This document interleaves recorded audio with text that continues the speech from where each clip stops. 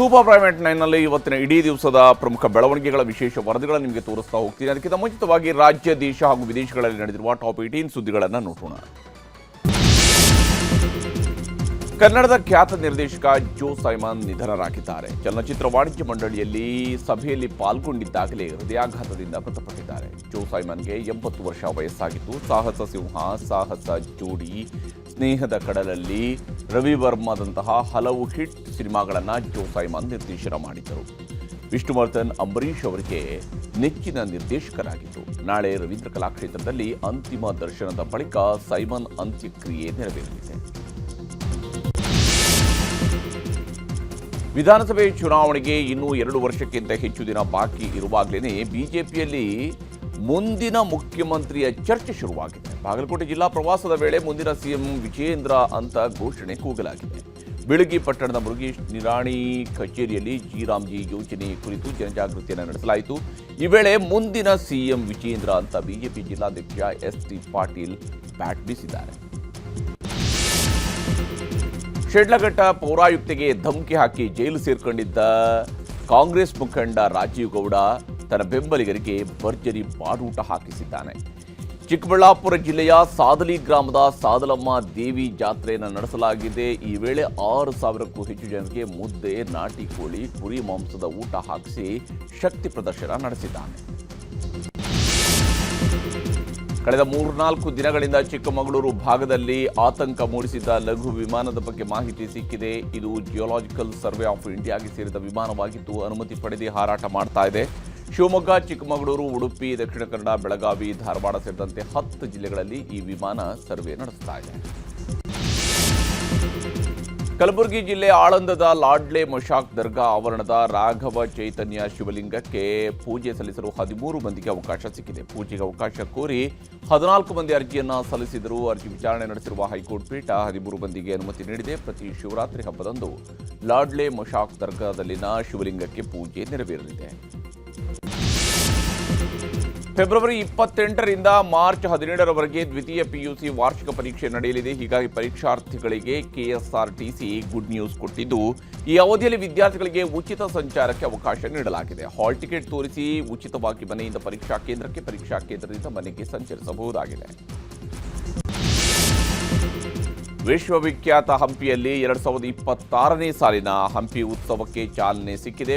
ವಿರೂಪಾಕ್ಷ ದೇಗುಲದ ಭಾಗದಲ್ಲಿ ನಿರ್ಮಾಣವಾಗಿರತಕ್ಕಂತಹ ವೇದಿಕೆಯಲ್ಲಿ ತಾಯಿ ಭುವನೇಶ್ವರಿಗೆ ಪೂಜೆ ಸಲ್ಲಿಸುವ ಮೂಲಕ ಮುಖ್ಯಮಂತ್ರಿ ಸಿದ್ದರಾಮಯ್ಯ ಕಾರ್ಯಕ್ರಮಕ್ಕೆ ಚಾಲನೆ ನೀಡಿದರು. ಆಹ್ವಾನ ಪತ್ರಿಕೆಯಲ್ಲಿ ಡಿಸಿಎಂ ಡಿಕೆ ಶಿವಕುಮಾರ್ ಅವರ ಹೆಸರಿದ್ದರೂ ಕಾರ್ಯಕ್ರಮಕ್ಕೆ ಗೈರು ಹಾಜರಾಗಿದ್ದರು. ಪ್ರಧಾನಿ ನರೇಂದ್ರ ಮೋದಿ ದೆಹಲಿಯಲ್ಲಿ ನಿರ್ಮಾಣವಾಗಿರುವ ನೂತನ ಪ್ರಧಾನಮಂತ್ರಿ ಕಚೇರಿಯ ಕಾಂಪ್ಲೆಕ್ಸ್ ಉದ್ಘಾಟಿಸಿದ್ದಾರೆ. ಈ ಕಟ್ಟಡಕ್ಕೆ ಸೇವಾ ತೀರ್ಥ ಎಂದು ಹೆಸರಿಡಲಾಗಿದೆ. ಈ ಹೆಸರಿನ ಕೆಳಗೆ ನಾಗರಿಕ ದೇವೋಭವ ಎಂದು ಕೂಡ ಬರೆಯಲಾಗಿದೆ. ರೈಸಿನ ಹಿಲ್ ಪ್ರದೇಶದ ಸೌತ್ ಬ್ಲಾಕ್ನಲ್ಲಿದ್ದ ಪ್ರಧಾನಿ ಕಾರ್ಯಾಲಯ ಇನ್ನು ಮುಂದೆ ಸೇವಾ ತೀರ್ಥ ಕಟ್ಟಡಕ್ಕೆ ಸ್ಥಳಾಂತರಗೊಳ್ಳಲಿದೆ. ತಮ್ಮ ಕಚೇರಿಯನ್ನ ಸೇವಾ ತೀರ್ಥಕ್ಕೆ ಬದಲಿಸಿದ ಮೊದಲ ದಿನವೇ ಪ್ರಧಾನಿ ಮೋದಿ ಪ್ರಮುಖ ನಿರ್ಧಾರಗಳಿಗೆ ಸಹಿ ಹಾಕಿದ್ದಾರೆ. ಲಖ್ಪತಿ ದೀದಿ ಸಂಖ್ಯೆಯನ್ನು 6 ಕೋಟಿಗೆ ದ್ವಿಗುಣಗೊಳಿಸುವ ಹಾಗೂ ಪಿಎಂ ರಾಹತ್ ಯೋಜನೆಗೆ ಸಹಿ ಹಾಕಿದ್ದಾರೆ. ಈ ಮೂಲಕ ಅಪಘಾತ ಸಂತ್ರಸ್ತರಿಗೆ 1.5 ಲಕ್ಷ ರೂಪಾಯಿವರೆಗೆ ನಗದು ರಹಿತ ಚಿಕಿತ್ಸೆ ಸಿಗಲಿದೆ. ಜನವರಿ 28ರಿಂದ ಆರಂಭವಾಗಿದ್ದ ಸಂಸತ್ನ ಬಜೆಟ್ ಅಧಿವೇಶನದ ಮೊದಲ ಭಾಗ ಅಂತ್ಯವಾಗಿದೆ. ಅಧಿವೇಶನದ ಮೊದಲ ದಿನದಿಂದಲೂ ಹಲವು ವಿಚಾರಗಳಲ್ಲಿ ಆಡಳಿತ ಮತ್ತು ವಿಪಕ್ಷಗಳ ಮಧ್ಯೆ ತೀವ್ರ ಜಟಾಪಟಿ ನಡೆದಿತ್ತು. ಪ್ರತಿಭಟನೆ, ವಾಕ್ ಸಮರ ಬಹಳ ಜೋರಾಗಿತ್ತು. ಇಂದು ಕಲಾಪ ಮುಂದೂಡಲಾಗಿದ್ದು ಬಜೆಟ್ ಅಧಿವೇಶನದ 2ನೇ ಭಾಗ ಮಾರ್ಚ್ 9ರಿಂದ ಶುರುವಾಗಲಿದೆ. ತೆಲಂಗಾಣ ಸ್ಥಳೀಯ ಸಂಸ್ಥೆಗಳ ಚುನಾವಣೆಯಲ್ಲಿ ಕಾಂಗ್ರೆಸ್ ಭರ್ಜರಿ ಜಯಭೇರಿ ಬಾರಿಸಿದೆ. ಫಲಿತಾಂಶ ಪ್ರಕಟವಾದ 2689 ವಾರ್ಡ್ಗಳ ಪೈಕಿ ಕಾಂಗ್ರೆಸ್ 1500 ವಾರ್ಡ್, ಬಿಆರ್ಎಸ್ 762 ವಾರ್ಡ್ಗಳಲ್ಲಿ ಗೆಲುವು ಸಾಧಿಸಿದೆ. ಆದರೆ ಬಿಜೆಪಿ ಕೇವಲ 286 ವಾರ್ಡ್ಗಳಲ್ಲಿ ಮಾತ್ರ ಗೆಲುವು ಸಾಧಿಸಿದೆ.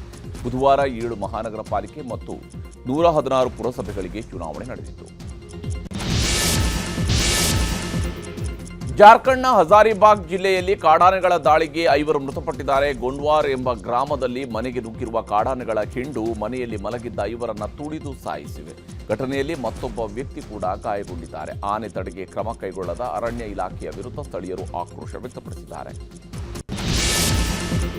ಪುಲ್ವಾಮಾ ದಾಳಿ ನಡೆದು ನಾಳೆಗೆ 8 ವರ್ಷ. ಹೀಗಾಗಿ ಉಗ್ರರು ದಾಳಿ ಮಾಡುವ ಸಾಧ್ಯತೆ ಇದ್ದು ಜಮ್ಮು ಕಾಶ್ಮೀರದಾದ್ಯಂತ ಮುನ್ನೆಚ್ಚರಿಕೆ ಘೋಷಿಸಲಾಗಿದೆ. ಅಲರ್ಟ್ ಆಗಿರುವ ಭದ್ರತಾ ಪಡೆ ಶ್ರೀನಗರದಾದ್ಯಂತ ಹೋಟೆಲ್ಗಳಲ್ಲಿ ಸರ್ಚ್ ಆಪರೇಷನ್ ಕೈಗೊಂಡಿದೆ. ಫೆಬ್ರವರಿ 14, 2019ರಲ್ಲಿ ಪುಲ್ವಾಮಾದಲ್ಲಿ ನಡೆದಿದ್ದ ಉಗ್ರರ ದಾಳಿಯಲ್ಲಿ 40 ಮಂದಿ ಸಿಆರ್ಪಿಎಫ್ ಯೋಧರು ಹುತಾತ್ಮರಾಗಿದ್ದರು.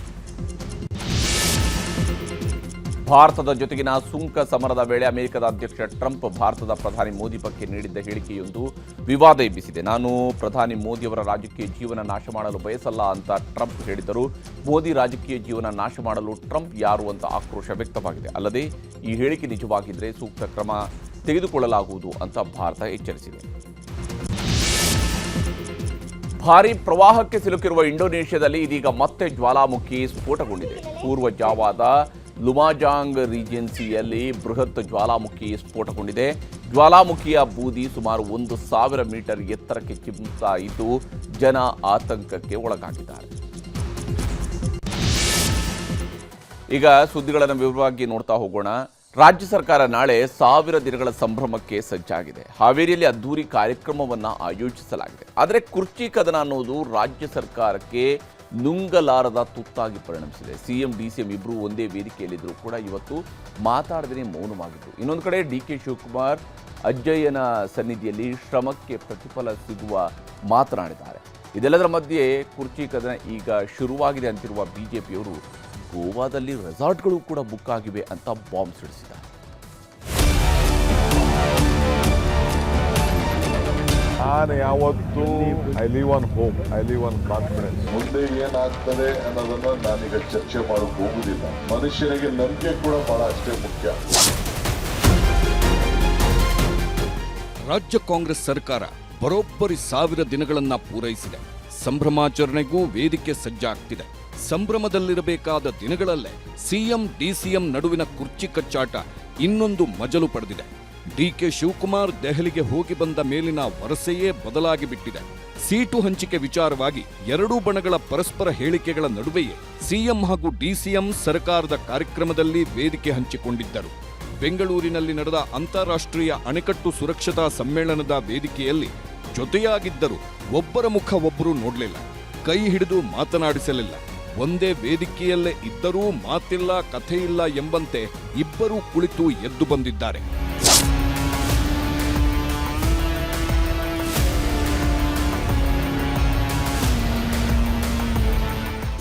ದೆಹಲಿಯಿಂದ ಬಂದ ಮರುದಿನವೇ ಡಿಕೆಶಿ ಆಡುತ್ತಿರುವ ಮಾರ್ಮಿಕ ಮಾತುಗಳು ಇದೀಗ ಇನ್ನಷ್ಟು ಕುತೂಹಲಕ್ಕೆ ಎಡೆಮಾಡಿಕೊಟ್ಟಿದೆ. ಶ್ರಮಕ್ಕೆ ಯಾವತ್ತೂ ಫಲ ಸಿಕ್ಕೇ ಸಿಗುತ್ತೆ ಎಂಬ ವಿಶ್ವಾಸ ಡಿಕೆ ಅವರದ್ದು. ಶಾಸಕರ ಪ್ರವಾಸದ ಬಗ್ಗೆ ನನಗೇನೂ ಗೊತ್ತಿಲ್ಲ ಅನ್ನುತ್ತಲೇ ನಾಳೆಯ ಹಾವೇರಿ ಕಾರ್ಯಕ್ರಮವೇ ನಮಗೆ ಮುಖ್ಯ ಅಂದ್ರು. ಕಾಂಗ್ರೆಸ್ನಲ್ಲಿ ಶ್ರಮಪಟ್ಟವರಿಗೆ ಫಲ ಸಿಕ್ಕೇ ಸಿಗುತ್ತೆ, ನಾನಾಗಲಿ ಇನ್ಯಾರೇ ಆದ್ರೂ ಕೂಡ ಶ್ರಮಕ್ಕೆ ಫಲ ನಿಶ್ಚಿತ ಎಂಬ ಸಂದೇಶ ರವಾನಿಸಿದ್ರು. ನೋಡಪ್ಪ, ನಾನು ಯಾವತ್ತೂ I live on hope, I live on confidence. ಶ್ರಮಕ್ಕೆ ಫಲ ಯಾವತ್ತೂ ಎಲ್ಲರಿಗೂ ಇದ್ದೇ ಇರ್ತದೆ. ನಿಮಗೂ ಇರ್ತದೆ, ನನಗೂ ಇರ್ತದೆ, ಎಲ್ಲರಿಗೂ ಇರ್ತದೆ. ಸೊ ಎಲ್ಲಿ ಶ್ರಮ ಇದೆಯೋ ಅಲ್ಲಿ ಫಲ ಇದೆ, ಎಲ್ಲಿ ಭಕ್ತಿ ಇದೆಯೋ ಅಲ್ಲಿ ಭಗವಂತ ಇದೆ. ಶೀಘ್ರದಲ್ಲೇ ಅಂತ ನಮ್ಮ ಜೈನ್ ಜಾತ್ರೆ ಇದೆ, ಪ್ರತಿ ವರ್ಷ ಹೋಗ್ತೀನಿ. ಈಗೂ ಕೂಡ ಒಂದು ಅರ್ಧ ಗಂಟೆ ಹೋಗಿ ಒಂದು ನಮಸ್ಕಾರ ಹೇಳ್ಬಿಟ್ಟು ವಾಪಸ್ ಬರ್ತೀನಿ. ಬೆಳಿಗ್ಗೆ ಮನೆ ಮುಂದೆ ಹೀಗೆ ಹೇಳಿ ಅಣೆಕಟ್ಟು ಸುರಕ್ಷತಾ ಸಮ್ಮೇಳನಕ್ಕೆ ಹೋದ್ರು.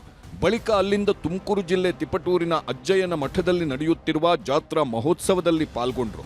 ಅಲ್ಲೂ ಕೂಡ ಅದೇ ಮಾರ್ಮಿಕ ಮಾತು, ಅದೇ ಒಗಟು ಮಾತುಗಳ ಮೂಲಕವೇ ಕುತೂಹಲ ಉಳಿಸ್ಕೊಂಡಿದ್ದಾರೆ. ನನಗೂ ಅಜ್ಜಯ್ಯನಿಗೂ ಇರುವಂತ ಸಂಬಂಧ, ನಂಬಿಕೆ ನೀವೆಲ್ಲ ಗೊತ್ತಿದೆ. ಕೆಲವರಿಗೆ ನಂಬಿಕೆ ಮರಕ್ಕೆ ಬೇರು ಎಷ್ಟು ಮುಖ್ಯನೋ ಮನುಷ್ಯನಿಗೆ ನಂಬಿಕೆ ಕೂಡ ಬಹಳ ಅಷ್ಟೇ ಮುಖ್ಯ.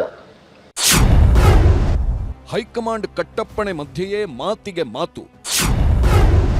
ಸಿಎಂ ಡಿಸಿಎಂ ಆಪ್ತರ ಬ್ಯಾಟಿಂಗ್, ನಾಯಕರ ಗೂಗ್ಲಿ. ಹೈಕಮಾಂಡ್ ಕಟ್ಟಪ್ಪಣೆ ಬಳಿಕವೂ ಡಿಕೆ ಸಿದ್ದು ಆಪ್ತರಿಂದ ವೈಯಕ್ತಿಕ ಹೇಳಿಕೆಗಳು ಪದೇ ಪದೇ ಕೇಳುತ್ತಲೇ ಇವೆ. ಸಿದ್ದರಾಮಯ್ಯನವರ ಪರ ಮಗ ಯತೀಂದ್ರ ಮಾತಾಡಿದ್ರು. ಡಿಕೆ ಶಿವಕುಮಾರ್ ಪರ ಶಿವಗಂಗಾ ಬಸವರಾಜು, ಇಕ್ಬಾಲ್ ಹುಸೇನ್, ಎಚ್.ಸಿ. ಬಾಲಕೃಷ್ಣ, ಬಳಿಕ ಇದೀಗ ಚನ್ನರಾಜ ಹಟ್ಟಿಹೊಳಿ ಮಾತನಾಡಿದ್ದಾರೆ. ಶುಭ ಸುದ್ದಿ ಬಂದಿದೆ. ಡಿಕೆಶಿ ಸಿಎಂ ಆಗ್ತಾರೆ ಎಂದಿದ್ದ ಎಂಎಲ್ಸಿ ಚನ್ನರಾಜ ಹಟ್ಟಿಹೊಳಿಗೆ ಹಿರಿಯ ಸಚಿವ ಡಾಕ್ಟರ್ ಜಿ ಪರಮೇಶ್ವರ್ ಎಚ್ಚರಿಕೆ ಕೊಟ್ಟಿದ್ದಾರೆ. ಡಿಕೆ ಆಪ್ತರ ಹೇಳಿಕೆಗಳಿಂದ ಪಕ್ಷದ ಮೇಲೆ ಆಗುವ ಡ್ಯಾಮೇಜ್ ಪರಿಣಾಮಗಳ ಬಗ್ಗೆ ಹೈಕಮಾಂಡ್ಗೆ ದೂರು ನೀಡಲು ಮುಂದಾಗಿದ್ದಾರೆ ಡಾಕ್ಟರ್ ಜಿ ಪರಮೇಶ್ವರ್. ಆದ್ರೆ ಪರಮೇಶ್ವರ್ ಅವರಿಗೆ ಆಲ್ ದಿ ಬೆಸ್ಟ್ ಹೇಳೋದ್ರ ಮೂಲಕ ಟಾಂಗ್ ಕೊಟ್ಟಿದ್ದಾರೆ ಕೆಪಿಸಿಸಿ ಅಧ್ಯಕ್ಷ ಡಿಕೆ ಶಿವಕುಮಾರ್. ನಮ್ಮ ನಾಯಕರು ಯಾವತ್ತೂ ಹೇಳ್ತಾ ಇದ್ರು ಶುಭಗಳಿಗೆ ಬರಬೇಕಂತ. ಶುಭಗಳಿಗೆ ಶುಭ ಸಂದರ್ಭ, ಶುಭ ಕಾಲ ಬರಬೇಕು. ಆ ಸಮಯ ಹತ್ತಿರ ಬಂದಿದೆ ಅಂತ ನಮಗನ್ಸುತ್ತೆ. ಹೈಕಮಾಂಡ್ನವರು ಕೂಡ ಇದನ್ನು ಗಮನಿಸ್ತಾ ಇದ್ದಾರೆ ಅಂತ ನಾನು ಅಂದ್ಕೊಂಡಿದ್ದೇನೆ. ಸಂದರ್ಭ ಬಂದಾಗ ನಾನು ಕೂಡ ಹೈಕಮಾಂಡಲ್ಲಿ ಮಾತಾಡ್ತೇನೆ. ಯಾಕೆಂತಂದರೆ ಇದು ಎನಫ್ ಈಸ್ ಎನಫ್. ಇದು ನಿಲ್ಲಬೇಕಿದು. ಇದು ನಾವು ಜನ ನಮ್ಮನ್ನು ಗಮನಿಸ್ತಾರೆ. ಜನ ನಮ್ಮನ್ನು ನಿರೀಕ್ಷೆ ಮಾಡೋದೇ ಬೇರೆ. ಅಭಿವೃದ್ಧಿ ಕಡೆ ಗಮನ ಕೊಡಬೇಕೇ ವಿನಃ ಇದನ್ನು ಏನು ಹೈಕಮಾಂಡ್ನವ್ರಿಗೆ ಗೊತ್ತಿದೆ ಯಾವಾಗ ಏನು ಮಾಡಬೇಕು ಅಂತೇಳಿ ಅದನ್ನು ಮಾಡ್ತಾರೆ ಅವರು. Parmeshwara today sir has made a statement saying that enough is enough. I will also be approaching the High Command on this issue. There needs to be clarity on this issue, sir. I wish him all the best. ಕುರ್ಚಿ ಕಚ್ಚಾಟ climax ಹಂತಕ್ಕೆ ಬಂದಿರೋವಾಗಲೂ ಕೂಡ high command ಕಡೆಗೆ ಎಲ್ಲರೂ ಬೊಟ್ಟು ಮಾಡುತ್ತಿದ್ದಾರೆ. ಸಿದ್ದರಾಮಯ್ಯನವರು budget ಸಿದ್ಧತೆಯಲ್ಲಿದ್ದಾರೆ. Budget ಮಂಡಿಸ್ತಾರೆ. ಇನ್ನೂ 10 ವರ್ಷ ಕಾಂಗ್ರೆಸ್ನದ್ದೇ ಸರ್ಕಾರ ಅನ್ನೋದು ಸಿದ್ದು ಆಪ್ತರ ವಾದ. ಹೈಕಮಾಂಡ್ ಅವ್ರು ಯಾವ ಸಮಯದಲ್ಲಿ ಅವ್ರು ಯಾವಾಗ ಬೇಕಾದ್ರೂ ತೀರ್ಮಾನ ಮಾಡ್ಬೋದು, ಅದು ಅವ್ರಿಗೆ ಬಿಟ್ಟಿರುವಂಥ ವಿಷಯ. ಈ ವಿಷಯದ ಬಗ್ಗೆ ನಾವು ಯಾರೂ ಕೂಡ ಮಾತಾಡೋದ್ರಲ್ಲಿ ಏನೂ ಪ್ರಯೋಜನ ಇಲ್ಲ ಮತ್ತು ಇದರ ಬಗ್ಗೆ ಚರ್ಚೆ ಮುಂದುವರಿಸೋದು ಕೂಡ ಏನು ಅವಶ್ಯಕತೆ ಇಲ್ಲ. ಈಗಾಗಲೇ 3 ಸಾರಿ ಹುಟ್ಟಿದ್ದಾರೆ. ಸೊ ಇದನ್ನು ನಿರೀಕ್ಷೆ ಮಾಡಿದ್ರೆ ಒಳ್ಳೇದು ಕೊಡುತ್ತ ಆಶೆಯನ್ನು ವ್ಯಕ್ತ ಮಾಡ್ತೀನಿ. ನೋಡೋಣ, ವೇಟ್ ಮಾಡೋಣ. 6 ತಾರೀಕು ಬಜೆಟ್ ಮಂಡನೆ ಮಾಡ್ತಾರೆ CM ಅವರು. 1000 ದಿನಗಳ ಸರ್ಕಾರದಲ್ಲೂ ಸಿಎಂ ಪಟ್ಟದ ಫೈಟನ್ನ ಕೆಣಕಿದೆ ಬಿಜೆಪಿ.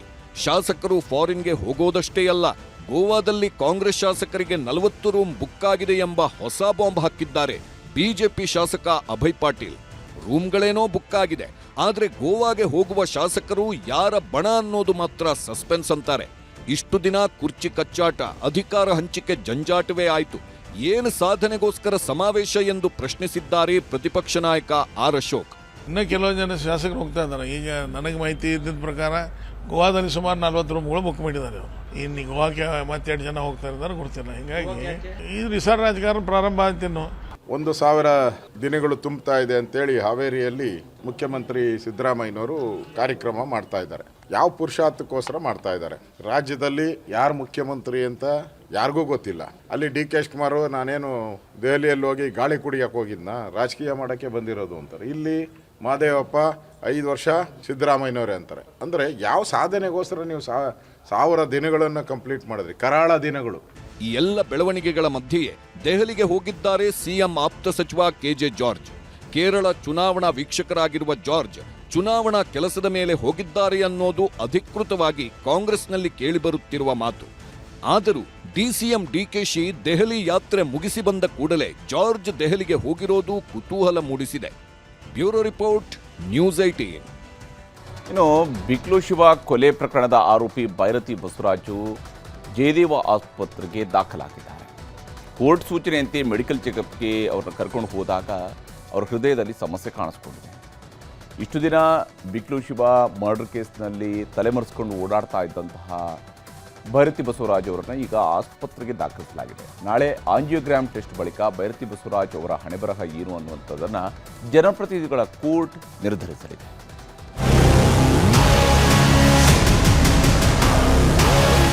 ರಾಜಕೀಯ ಪ್ರೇರಿತವಾಗಿ ಮಾಡಿರುವಂತಹ ಒಂದು ಷಡ್ಯಂತ್ರ. ಈಗ ಅವರೇ ಬಂದು ಸರೆಂಡರ್ ಆಗಿದ್ದಾರೆ. ಮುಂದಿನ ಕ್ರಮ ಕಾನೂನು ಪ್ರಕಾರ ಏನು ಕ್ರಮ ತಗೋಬೇಕು ಇಲಾಖೆಯವರು ತಗೊಳ್ತಾರೆ. ಬಿಕ್ಲು ಶಿವನ ಕೊಲೆ ಕೇಸ್ನಲ್ಲಿ ಬಿಜೆಪಿ ಶಾಸಕ ಭೈರತಿ ಬಸವರಾಜು ಭವಿಷ್ಯ ಡೋಲಾಯಮಾನವಾಗಿದೆ. ಭೈರತಿ ಬಸವರಾಜು ಸಿಐಡಿ ಕಸ್ಟಡಿಗ ಇಲ್ಲ ಅಂದ್ರೆ ಪರಪ್ಪನ ಅಗ್ರಹಾರ ಜೈಲಿಗ ಅನ್ನೋದು ನಾಳೆ ನಿರ್ಧಾರವಾಗಲಿದೆ. ಕೊಲೆ ಕೇಸಿನಲ್ಲಿ 8 ತಿಂಗಳಿನಿಂದ ಪೊಲೀಸರಿಗೆ ಚಳ್ಳೆ ಹಣ್ಣು ತಿನ್ನಿಸಿ ಕದ್ದು ಮುಚ್ಚಿ ಶಾಸಕರು ಓಡಾಡುತ್ತಿದ್ರು. ಆದರೆ ಸುಪ್ರೀಂ ಕೋರ್ಟ್ನಲ್ಲೂ ಜಾಮೀನು ಸಿಗದಿದ್ದಾಗ ವಿಧಿ ಇಲ್ಲದೆ ಪೊಲೀಸರ ಅತಿಥಿಯಾಗಬೇಕಾಯ್ತು. ನಿನ್ನೆ ಏರ್ಪೋರ್ಟ್ನಲ್ಲಿ ಬಂಧನ ಆಗ್ತಿದ್ದಂತೆ ಸಿಐಡಿ ಕಚೇರಿಗೆ ಕರ್ಕೊಂಡು ಬಂದು ಮಧ್ಯರಾತ್ರಿವರೆಗೂ ವಿಚಾರಣೆ ಮಾಡಿದ್ರು. ಇವತ್ತು ಕೋರ್ಟ್ಗೂ ಹಾಜರುಪಡಿಸಲಾಗಿತ್ತು. ಆದರೆ ಅನಾರೋಗ್ಯ ಉಲ್ಬಣಿಸಿದೆ ಅಂತ ವಕೀಲರು ಕೋರ್ಟ್ಗೆ ಕಾರಣಗಳನ್ನ ಕೊಟ್ರು. ಕೊನೆಗೆ ಕೋರ್ಟ್ ಕಂಪ್ಲೀಟ್ ಚೆಕಪ್ ಮಾಡಿಸಿ ನಾಳೆಗೆ ಹಾಜರುಪಡಿಸಲು ಸಿಐಡಿ ಪೊಲೀಸರಿಗೆ ಸೂಚನೆ ಕೊಟ್ಟಿದೆ. ಭೈರತಿಗೆ ಬಿಪಿ ಶುಗರ್ ಜೊತೆ ಹಾರ್ಟ್ ಸಮಸ್ಯೆ. ಬಿಕ್ಲು ಶಿವನ ಕೊಲೆ ಆರೋಪಿ ಭೈರತಿ ಬಸವರಾಜುಗೆ ಈಗ 62 ವರ್ಷ. 123 ಕೋಟಿಗೂ ಹೆಚ್ಚು ಆಸ್ತಿಗಿರೋ ಭೈರತಿ ಬಸವರಾಜುಗೆ ರಕ್ತದೊತ್ತಡ ಹೆಚ್ಚಾಗಿದೆ. ಅಷ್ಟೇ ಅಲ್ಲ, ಸಕ್ಕರೆ ಕಾಯಿಲೆ, ಹೃದಯ ಸಂಬಂಧಿ ಕಾಯಿಲೆ ನೂಗಿದೆ. ಬೆಳಗ್ಗೆ ಬೌರಿಂಗ್ ಆಸ್ಪತ್ರೆಯಲ್ಲಿ ಮೆಡಿಕಲ್ ಚೆಕಪ್ ಮಾಡಿಸಿ ಜನಪ್ರತಿನಿಧಿಗಳ ಕೋರ್ಟ್ಗೆ ಕರೆಕೊಂಡು ಬಂದ್ರು. ಕೋರ್ಟ್ಗೆ ಬರ್ತಿದ್ದಂತೆ ಭೈರತಿ ಪರ ವಕೀಲರಿಗೆ ಬೌರಿಂಗ್ ಆಸ್ಪತ್ರೆಯಲ್ಲಿ ನಡೆಸಿದ ಇಸಿಜಿಯಲ್ಲಿ ವ್ಯತ್ಯಾಸ ಆಗಿದೆ ಅನ್ನೋ ರಿಪೋರ್ಟ್ ಸಿಕ್ಕಿತ್ತು. ಅದೇ ಅಂಶಗಳನ್ನ ಮುಂದಿಟ್ಕೊಂಡು ವಾದ ಮಾಡಿದ್ರು. ಇನ್ನೊಂದ್ ಕಡೆ ಸಿಐಡಿ ಪೊಲೀಸರ ಪರ ವಕೀಲರು ಕೂಡ ಭೈರತಿಯನ್ನ ಕಸ್ಟಡಿಗೆ ಕೊಡುವಂತೆ ಮನವಿ ಸಲ್ಲಿಸಿದ್ರು. ಆರೋಪಿ ತುಂಬಾ ಪ್ರಭಾವಿಯಾಗಿದ್ದಾರೆ. A1 ಜಗದೀಶ್ ಜೊತೆ ಸಂಪರ್ಕದಲ್ಲಿದ್ದಾರೆ. ಪೂರಕ ದಾಖಲೆ, ಸಾಕ್ಷಿಗಳನ್ನ ಕಲೆ ಹಾಕಲಾಗಿದೆ. ನನ್ನ ಕಕ್ಷಿದಾರರಿಗೆ ಆರೋಗ್ಯ ಸಮಸ್ಯೆ ಹೆಚ್ಚಾಗಿದೆ. ಬಿಪಿ ಶುಗರ್ ಜೊತೆ ಹೃದಯ ಸಂಬಂಧಿ ಕಾಯಿಲೆ ಇದೆ. ಇಸಿಜಿಯಲ್ಲಿ ವ್ಯತ್ಯಾಸನೂ ಕಂಡುಬಂದಿದೆ. ಹೀಗಾಗಿ ಕಸ್ಟಡಿಗೆ ಕೊಡಬಾರದು. ಮೊದಲು ಮೆಡಿಕಲ್ ಟೆಸ್ಟ್ ಮಾಡಿಸಬೇಕು. ಆರೋಗ್ಯ ಸಮಸ್ಯೆ ಇದ್ರೆ ಖಂಡಿತ ಮೆಡಿಕಲ್ ಟೆಸ್ಟ್ ಆಗಬೇಕು. ಮೆಡಿಕಲ್ ಟೆಸ್ಟ್ಗೆ ಯಾವುದೇ ಆಕ್ಷೇಪ ಮಾಡೋದಿಲ್ಲ. ಆದರೆ ಮೆಡಿಕಲ್ ಚೆಕಪ್ ಬಳಿಕ ಕಸ್ಟಡಿಗೆ ನೀಡಬೇಕು. ಇವತ್ತು ಮೆಡಿಕಲ್ ಚೆಕಪ್ ಮಾಡಿಸಿ ನಾಳೆ ರಿಪೋರ್ಟ್ ಸಮೇತ ಹಾಜರುಪಡಿಸಿ ನಮ್ಮ ನಿವಾಸಕ್ಕೆ ಕರ್ಕೊಂಡು ಬನ್ನಿ. ಹೀಗೆ ಕೋರ್ಟ್ ಸೂಚನೆ ಕೊಡ್ತಿದ್ದಂತೆ ಸಿಐಡಿ ಪೊಲೀಸರು ಭೈರತಿಯನ್ನ ಕರ್ಕೊಂಡು ಹೋದರು. ಸಂಜೆ ಜಯದೇವ ಆಸ್ಪತ್ರೆಗೆ ಕರ್ಕೊಂಡು ಬಂದು ಹೃದಯ ಸಂಬಂಧಿ ಕಾಯಿಲೆ ಬಗ್ಗೆ ಮೆಡಿಕಲ್ ಟೆಸ್ಟ್ ಮಾಡಿಸಿ ವಾಪಸ್ ಸಿಐಡಿ ಕಚೇರಿಗೆ ಕರ್ಕೊಂಡು ಹೋಗಿದ್ದು. ನಾಳೆ ಸಿಐಡಿ ಅಧಿಕಾರಿಗಳು ನ್ಯಾಯಾಧೀಶರ ಮುಂದೆ ಹಾಜರುಪಡಿಸಲಿದ್ದಾರೆ. ನಾಳೆ ಭೈರತಿ ಬಸವರಾಜುಗೆ ಕತ್ತಡಿನ ನ್ಯಾಯಾಂಗ ಬಂಧನವ ಅನ್ನೋದು ನಿರ್ಧಾರ ಆಗಲಿದೆ. ಭೈರತಿ ಅರೆಸ್ಟ್ ಬೆನ್ನಲ್ಲೇ ಜೋರಾಯ್ತು ಪಾಲಿಟಿಕ್ಸ್. ಭೈರತಿ ಬಂಧನದ ಬೆನ್ನಲ್ಲೇ ರಾಜಕೀಯ ಕೆಸರೆರಚಾಟ ಶುರುವಾಗಿದೆ. ಬಿಜೆಪಿಯವರನ್ನ ಟಾರ್ಗೆಟ್ ಮಾಡಿ ಕೇಸ್ ಹಾಕಿಸ್ತಿದೆ ಸರ್ಕಾರ ಅಂತ ವಿಪಕ್ಷ ನಾಯಕ ಆರ್ ಅಶೋಕ್ ಆರೋಪಿಸಿದ್ರು. ಆದ್ರೆ ಎಲ್ಲವೂ ಕಾನೂನು ಪ್ರಕಾರವೇ ತನಿಖೆ ಆಗ್ತಿದ್ದು, ರಾಜಕೀಯ ಬೆರಸಲ್ಲ ಅಂತ ಗೃಹ ಸಚಿವರು ತಿರುಗೇಟು ಕೊಟ್ರು. ನ್ಯಾಯ ಎಲ್ಲರಿಗೂ ಒಂದೇ. ಬಿಜೆಪಿಯನ್ನು ಟಾರ್ಗೆಟ್ ಮಾಡಿ ಕಾಂಗ್ರೆಸ್ ಅವರು ಕೇಸ್ಗಳನ್ನು ದಾಖಲು ಮಾಡ್ತಾ ಇದ್ದಾರೆ. ಇದು ರಾಜಕೀಯ ಪ್ರೇರಿತವಾಗಿ ಮಾಡಿರುವಂಥ ಒಂದು ಷಡ್ಯಂತ್ರ. ಅಲ್ಲ, ಅವರಿಗೆ ಸಿಒಡಿನವರು ಅವ್ರ ಮೇಲೆ ಏನು ಕ್ರಮ ತಗೊಳ್ಳೋದಕ್ಕೆ ಪ್ರಯತ್ನ ಮಾಡ್ತಿದ್ರು. ಇನ್ನು ಅವರಿಗೆ ಉಳಿದದ್ದು ಒಂದೇ ದಾರಿ, ಸರೆಂಡರ್ ಆಗಬೇಕು, ಇಲ್ಲ ಪೊಲೀಸ್ನವರು ಅರೆಸ್ಟ್ ಮಾಡಲೇಬೇಕಾಗ್ತದೆ. ಸೊ ಹಾಗಾಗಿ ಅವರು ಸರೆಂಡರ್ ಆಗಿದ್ದಾರೆ. ಮುಂದೆ ಏನು ಕಾನೂನಿನ ಪ್ರಕಾರ ಏನು ಕ್ರಮ ತಗೋಬೇಕೋ ಅದನ್ನು ಸಿಒಡಿ ಅವರು ತಗೊಳ್ತಾರೆ. ರಾಜಕೀಯ ಏನಾದರೂ ಇರಲಿ, 2013ರಿಂದ ಸೋಲಿಲ್ಲದ ಸರದಾರನಾಗಿ ಕೆಆರ್ ಪುರಂ ಕ್ಷೇತ್ರದ ಶಾಸಕರಾಗಿರುವ ಭೈರತಿ ಬಸವರಾಜು ಕೊಲೆ ಕೇಸಿನಲ್ಲಿ ಲಾಕ್ ಆಗಿದ್ದಾರೆ. ಬಿಕ್ಲು ಶಿವನ ಕೊಲೆ ಪ್ರಕರಣದಲ್ಲಿ A1 ಜಗ್ಗನ ಜೊತೆಗೆ ಶಾಸಕರಿಗಿದ್ದ ನಂಟು. ಕೊಲೆ ಪ್ರಕರಣದಲ್ಲಿ ಶಾಸಕರ ಪಾತ್ರ ಎಷ್ಟಿದೆ ಅನ್ನೋದಕ್ಕೆ ಸಾಕಷ್ಟು ಸಾಕ್ಷ್ಯಗಳನ್ನು ಸಂಗ್ರಹಿಸಿದ್ದಾರೆ. ಎಲ್ಲ ಸರಿ ತಪ್ಪುಗಳನ್ನ ಅವಲೋಕಿಸಿ ಕೋರ್ಟ್ ಅಪರಾಧೀನ ನಿರಪರಾಧೀನ ಅನ್ನೋದನ್ನ ನಿರ್ಧರಿಸಲಿದೆ. ಮುನಿರಾಜು ಜೊತೆ ಹೆಬ್ಬಾಕ ತಿಮ್ಮೇಗೌಡ, ನ್ಯೂಸ್ 18. ಅಸ್ಥಿರತೆಯ ಕೂಪದಲ್ಲಿ ಮುಳುಗಿದ್ದಂತಹ ಬಾಂಗ್ಲಾದೇಶದಲ್ಲಿ ಈಗ ಹೊಸ ಸಂವತ್ಸರ ಶುರುವಾಗಿದೆ. ಪ್ರತಿಭಟನೆ, ಹೋರಾಟ, ಕೊಲೆ, ಸುಲಿಗೆ ಮಾಡಬಾರ್ದೆಲ್ಲವನ್ನು ಕೂಡ ಮಾಡ್ತಾ ಇದ್ದಂತಹ ದೇಶದಲ್ಲಿ ಹೊಸ ಸರ್ಕಾರದ ಉದಯ ಆಗಿದೆ. ಸಾರ್ವತ್ರಿಕ ಚುನಾವಣೆಯಲ್ಲಿ ತಾರೀಖ್ ನೇತೃತ್ವದ BNP ಬಹುಮತ ಪಡೆದು ಅಧಿಕಾರಕ್ಕೆ ಬರ್ತಾ ಇದೆ. ಬಾಂಗ್ಲಾದ ಚುನಾವಣೆ ಹೇಗಿತ್ತು, ಈ ತಾರೀಖ್ ಯಾರು, ಹಾಗೆಯೇ ಪ್ರಧಾನಮಂತ್ರಿ ಮೋದಿಯವರು ಈಗಾಗಲೇ ಶುಭಾಶಯವನ್ನು ಕೂಡ ಕೋರಿದ್ದಾರೆ. ಅದರ ಬಗ್ಗೆ ವರದಿ ನಿಮಗೆ ತೋರಿಸ್ತೀವಿ.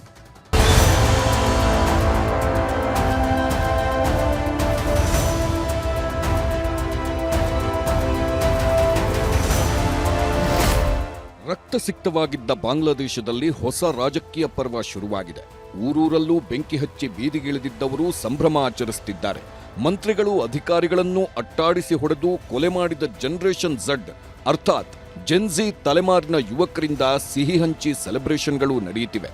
ಅಲ್ಪಸಂಖ್ಯಾತ ಹಿಂದೂಗಳ ಮಾರಣಹೋಮ ನಡೆಸುತ್ತಿದ್ದ ದೇಶದಲ್ಲಿ ಹೊಸ ಸರ್ಕಾರ ರಚನೆಯಾಗಿದೆ. ಇದಕ್ಕೆಲ್ಲ ಕಾರಣ ಇವತ್ತು ಬಾಂಗ್ಲಾದೇಶದ ಸಾರ್ವತ್ರಿಕ ಚುನಾವಣೆಯ ಫಲಿತಾಂಶ. ಅದರಲ್ಲೂ ಬಾಂಗ್ಲಾದೇಶ ರಾಷ್ಟ್ರೀಯ ಪಕ್ಷದ ನಾಯಕ ತಾರಿಕ್ ರೆಹಮಾನ್ ಪಡೆಗೆ ಸಿಕ್ಕಿದ ಅಮೋಘ ಜಯ.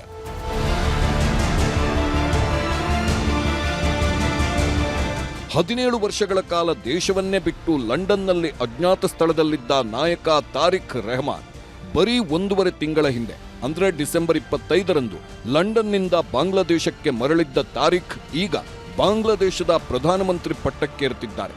ಬಾಂಗ್ಲಾದಲ್ಲಿ ನಡೆದ ಮಹಾಚುನಾವಣೆಯಲ್ಲಿ ತಾರಿಕ್ ನೇತೃತ್ವದ BNP ಪಕ್ಷಕ್ಕೆ ನಿರೀಕ್ಷೆಗೂ ಮೀರಿ ಬಹುಮತ ಸಿಕ್ಕಿದೆ.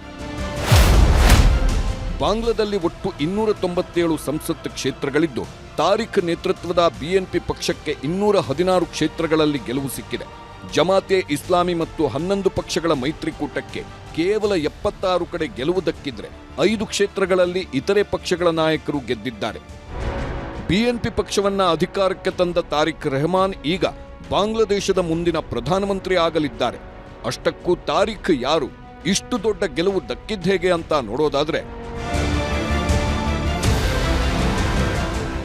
2024ರ ಆಗಸ್ಟ್ನಲ್ಲಿ ಶೇಖ್ ಹಸೀನಾ ಅವರ ಅವಾಮಿ ಲೀಗ್ ಸರ್ಕಾರದ ಭ್ರಷ್ಟಾಚಾರದ ವಿರುದ್ಧ ಯುವಕರು ದಂಗೆ ಎದ್ರು. ಆಮೇಲೆ ಸರ್ಕಾರವೇ ಪತನವಾಗಿ ಮೊಹಮ್ಮದ್ ಯೂನಸ್ ನೇತೃತ್ವದ ಮಧ್ಯಂತರ ಸರ್ಕಾರನೂ ರಚನೆಯಾಗಿತ್ತು. ಈಗ ಬಹುಮತದ ತಾರಿಕ್ ರೆಹಮಾನ್ ಸರ್ಕಾರ ರಚನೆಯಾಗಿದೆ.